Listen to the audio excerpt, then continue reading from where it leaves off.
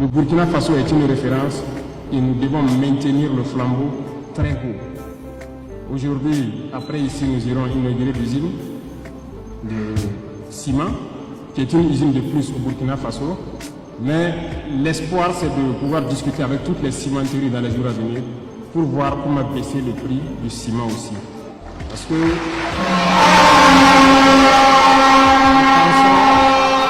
nous pensons qu'il y a des possibilités et mieux, nous avons du calcaire au Burkina Faso et de l'argile.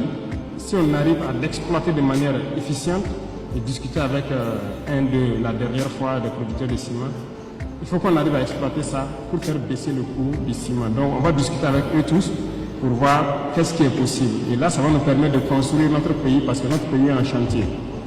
Et aussi, c'est un signal, ceux qui sont là, parce qu'ils sont arrivés en 2023, au moment même où les impérialistes avaient peint le Burkina Faso en rouge. C'est une destination dangereuse, il ne faut pas aller investir dans ce pays. Et ils sont venus avec leur argent. Ils ont injecté, ils ont construit leur usine. Je pense qu'ils ont fini depuis le mois d'octobre passé. Donc c'était un devoir pour nous d'aller les accompagner et passer un message aussi au monde pour les faire comprendre que le Burkina Faso tel qu'ils le disent, c'est faux. Parce que ceux-là qui ont peint le Burkina Faso en rouge, vous voyez, automatiquement le lendemain, en tout cas quelques jours après, Air France a dit qu'il ne vient pas au Burkina Faso. Parce que c'est rouge, même au Ouagadougou là, c'est la guerre seulement. C'est ça, non? On a dit il n'y a pas de problème. Vous êtes libre de ne pas venir au Burkina. Mais vous n'êtes pas la meilleure compagnie au monde. Si les autres compagnies continuent de venir, ça veut dire que vous êtes des menteurs. Puisque les autres compagnies continuent de venir au Burkina Faso. Bruxelles vient, Turquie vient, je ne sais quoi, Éthiopien, toutes les autres compagnies continuent de venir. C'est pour dire que les impérialistes sont très forts.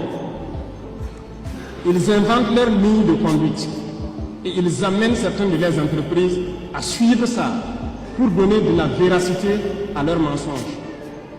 Puisqu'ils ont menti que le Burkina est dans zone rouge et ils amènent Air France à suivre le mensonge pour faire paraître au monde que c'est vraiment une zone rouge. Voilà pourquoi leur compagnie même refuse de venir.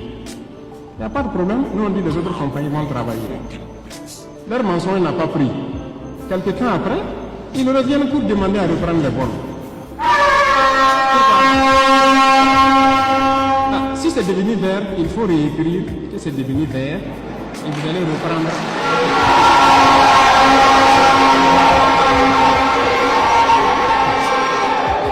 Donc c'est pour vous dire que l'impérialisme a tous ses stratagèmes. Voilà. Et si vous écoutez les radios en son temps, ça piaille partout.